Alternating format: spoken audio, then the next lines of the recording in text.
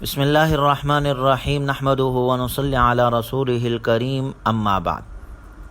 سیرت النبی صلی اللہ علیہ وسلم کا 27واں درس ہے۔ آپ علیہ الصلاۃ والسلام کی چاروں صاحبزادیاں حضرت زینب، رقیہ، ام کلثوم، فاطمۃ الزہرا رضی اللہ تعالی عنہن، یہ چاروں کی چاروں حضرت ختیجہ سے تھی۔ آپ علیہ الصلاۃ والسلام کی جب عمر مبارک 30 سال تھی تو آپ کی پہلی صاحبزادی زینب پیدا ہوئی۔ یہ آپ کی بچیوں میں سب سے بڑی تھی اور یہ اپنے والدہ کے ساتھ ہی ایمان بھی لائی۔ پھر ان کی شادی ان کے خالہ زاد بھائی ابو العاص بن ربیع سے ہوئی اور انہوں نے ان کے ساتھ ازدواجی زندگی بہت خوشگوار گزاری۔ بعثت کے بعد کفار نے ان پر دباؤ ڈالا کہ زینب کو طلاق دے دے، لیکن انہوں نے انکار کر دیا۔ آپ علیہ الصلاۃ والسلام ابو العاص سے، اپنے داماد سے بہت خوش تھے۔ سن 6 ہجری میں ایک قافلے کے ساتھ شام جا رہے تھے کہ اہل قافلہ مسلمانوں کے ہاتھ گرفتار ہوئے۔ ابو العاص مدینہ لائے گئے تو حضرت زینب رضی اللہ عنہا نے انہیں پناہ دی۔ حضور صلی اللہ علیہ وسلم کی خواہش پر ان کا مال اور اسباب ان کو دے کر رہا کر دیا گیا۔ ابو العاص مکہ گئے، جس کا جو کچھ لینا دینا تھا معاملہ صاف کیا اور سن 7 ہجری میں مدینۃ المنورہ حاضر ہوئے، اللہ کے رسول پر ایمان لائے اور سابقہ نکاح پر ہی حضرت زینب کے ساتھ رہنے لگے۔ اور کچھ دن گزرے تھے کہ حضرت زینب اللہ کو پیاری ہو گئی۔ حضرت زینب سے ان کی 2 اولاد تھی، ایک لڑکی جن کا نام امامہ تھا اور ایک لڑکا جن کا نام علی تھا۔ حضرت زینب کا انتقال سن 7 ہجری میں ہوا۔ ان کے بارے میں آپ صلی اللہ علیہ وسلم کا ارشاد ہے، حضرت زینب کے بارے میں فرماتے تھے کہ وہ میری سب سے افضل صاحبزادی تھی جو میری محبت میں ستائی گئی۔ اس کے بعد آپ صلی اللہ علیہ وسلم کی دوسری صاحبزادی حضرت رقیہ، آپ صلی اللہ علیہ وسلم کی جب عمر مبارک 33 سال ہوئی تو حضرت رقیہ کی ولادت ہوئی ہے، اور جب آپ صلی اللہ علیہ وسلم کی 36 سال عمر ہوئی تو ام کلثوم رضی اللہ تعالی عنہا کی ولادت ہوئی۔ یہ دونوں صاحبزادیاں ابو لہب کے بیٹوں سے منسوب تھی۔ رقیہ جو تھی وہ عتبہ بن ابی لہب سے اور ام کلثوم عتیبہ بن ابی لہب سے منسوب تھی۔ فقط نکاح ہوا تھا، رخصتی نہیں ہوئی تھی۔ لیکن جب سورہ لہب نازل ہوئی، تبت یدا ابی لہب وتب نازل ہوئی، جس میں ابی لہب کے ہلاکت کا ذکر ہوا، اس کی بربادی کا اللہ نے ذکر کیا، تو ابو لہب نے بیٹوں کو بلا کر کہا، اگر تم محمد کی بیٹیوں کو طلاق نہ دو گے تو سمجھ لو کہ تمہارے ساتھ میرا سونا اور بیٹھنا حرام ہے۔ دونوں بیٹوں نے باپ کے حکم کی تعمیل کی اور دونوں بیٹوں نے ان کو طلاق دے دی۔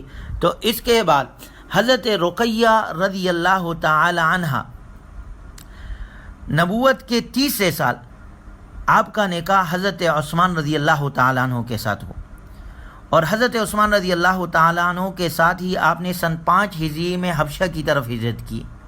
یہ وہ مبارک جوڑا ہے جنہوں نے 2 ہجرتیں کی، حبشہ کی طرف بھی اور پھر مدینۃ المنورہ کی طرف بھی۔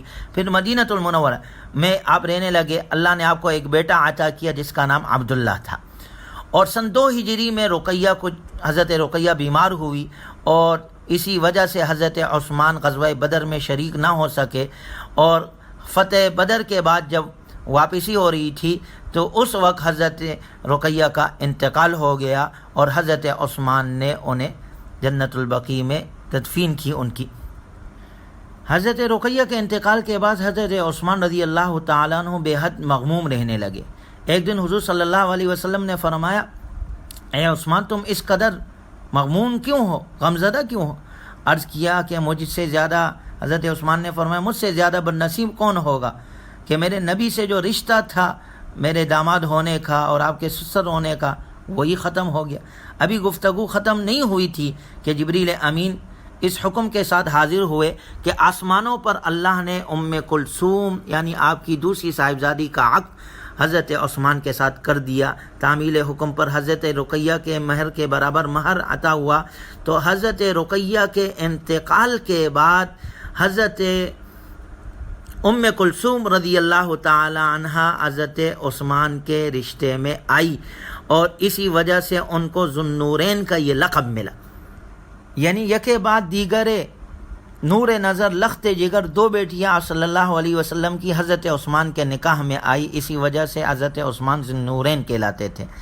حضرت ام کلثوم آپ کے نکاح میں آئی سن 2 ہجری میں، اور یہ نکاح برقرار رہا سن 9 ہجری تک۔ سن 9 ہجری میں حضرت ام کلثوم کا بھی انتقال ہو گیا۔ ان کے انتقال کے بعد رسول اللہ صلی اللہ علیہ وسلم نے فرمایا اگر میری 10 بیٹیاں ہوتی تو یکے بعد دیگر عثمان کی زوجیت میں دیتا رہتا، جس سے حضرت عثمان کی شان معلوم ہوتی ہے۔ اور اس آپ کی سب سے آخری صاحبزادی حضرت فاطمہ الزہرا رضی اللہ تعالی عنہن ہے۔ یہ بعثت کے 1 سال بعد ان کی ولادت ہوئی ہے، اور بچپن ہی سے ان کی طبیعت میں سادگی تھی، اور آپ صلی اللہ علیہ وسلم اپنے اس بیٹی سے بے انتہا محبت کرتے تھے۔ آپ نے فرمایا فاطمہ بضعۃ منی، فاطمہ تو میرے جگر کا ٹکڑا ہے۔ اور حضرت فاطمہ کا نکاح حضرت علی رضی اللہ تعالیٰ عنہ سے سن 2 ہجری میں ہوا، اور ان سے ان کی اولاد 5 اولاد ہوئی، 3 لڑکے اور 2 لڑکیاں، حسن حسین رضی اللہ تعالیٰ عنہما، اور محسن یہ بھی ایک بیٹا تھا جو بچپن میں انتقال کر گیا تھا، اور 2 بیٹیاں تھیں ام کلثوم اور زینب۔ یہ آپ صلی اللہ علیہ وسلم کی سب سے چھوٹی صاحبزادی ہے۔ آپ صلی اللہ علیہ وسلم کی ساری اولاد، 3 بیٹے اور 3 بیٹیاں زینب، رقیہ، ام کلثوم آپ کی زندگی میں ہی انتقال کر گئے تھے، سوائے حضرت فاطمہ کے کہ آپ صلی اللہ علیہ وسلم کے دنیا کے چلے جانے کے بعد 6 مہینے بعد حضرت فاطمہ کا انتقال ہوا۔ گویا آپ علیہ الصلوۃ والسلام کی یہ 4 بیٹیاں سن بلوغت کو پہنچی، اور 4 بیٹیوں کے نکاح ہوئے، اور یہ 4 بیٹیاں اللہ نے عطا کی تھی، جس میں ہمارے لیے سب سے بڑا سبق ہے کہ آج معاشرے کے اندر بیٹیوں کو بوجھ سمجھا جاتا ہے۔ آپ صلی اللہ علیہ وسلم تو امام الانبیاء ہے، محبوب خدا ہے، آپ نے بیٹیوں کو کیسی محبت دی، اور ہمیں کیا تعلیم دی کہ اگر کوئی بیٹی کی اچھی پرورش کرے گا اور اس کا اچھی جگہ رشتہ کرے گا، وہ جنت میں میرے ساتھ ایسے ہوگا جیسے شہادت کی انگلی درمیان والی انگلی کے ساتھ مل جاتی ہے۔ زمانہ جاہلیت میں لڑکیوں کو بوجھ سمجھا جاتا تھا۔ جب لڑکی کی پیدائش کی خوشخبری ملتی تھی، اذا بشر احدهم بالانثى ظل وجهه مسودا وهو كظيم، چہرہ سیاہ ہو جاتا تھا۔ آج بھی بہت سارے کما کر لو کہ جب بچی کی ولادت ہوتی ہے کہ جی بچی ہو گئی، نعوذ باللہ بسا اوقات تو طلاق دے دیتے ہیں کہ جی یہ بچیاں ہی جن رہی ہے، بیٹا تو اس کا ہو ہی نہیں رہا۔ بھئی کیا پتہ بچی میں ہی خیر ہو، یہ تو اللہ کو پتہ ہے کہ بچے میں خیر ہے یا بچی میں خیر ہے۔ تو یہ بچیاں اللہ کی طرف سے، حضرت عمران اور ان کی بیوی نے جب نیت کی کہ اللہ ہمیں بیٹا عطا کرے گا تو ہم اسے بیت المقدس کی خدمت کے لیے وقف کر دیں گے۔ اللہ کا نظام، فلما وضعتها قالت رب انی وضعتها انثى، جب ولادت ہوئی تو پتہ چلا وہ تو بیٹی ہے، اور وہ بیٹی کون تھی؟ جو بعد میں جا کے عیسیٰ علیہ السلام کی والدہ بنی، حضرت مریم۔ پورے قرآن میں ان کے نام سے اللہ نے سورت نازل کی۔ وہ معلوم یہ ہوا بسا اوقات بیٹی خیر کا ذریعہ بنتی ہے، اس سے آگے اللہ اور خیر عطا کرتا ہے۔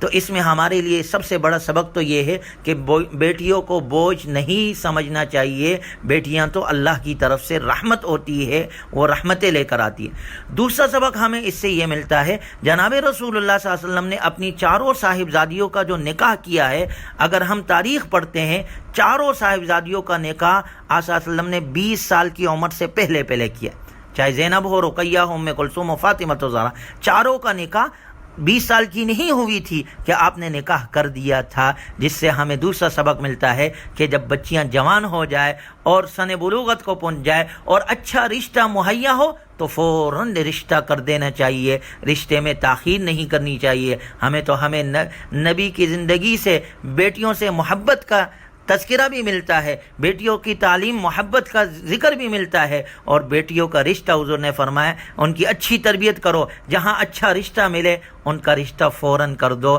یہ بھی تعلیم ہمیں ہمارے نبی صلی اللہ علیہ وسلم کی زندگی سے ملتی ہے۔ اللہ تبارک و تعالی ہمارے بیٹیوں کے نصیب اچھے کرے، اور جن کی بیٹیاں ہیں انہیں بیٹیوں کی خوشحالیاں اللہ عطا فرمائے۔ اللہ ہمیں اپنے نبی کی سیرت اپنانے کی، پہلانے کی توفیق عطا فرمائے، نبی صلی اللہ علیہ وسلم کے سنتوں کے مطابق اپنی بقیہ زندگی گزارنے کی توفیق عطا فرمائے۔ وآخر دعوانا ان الحمد للہ رب العالمین۔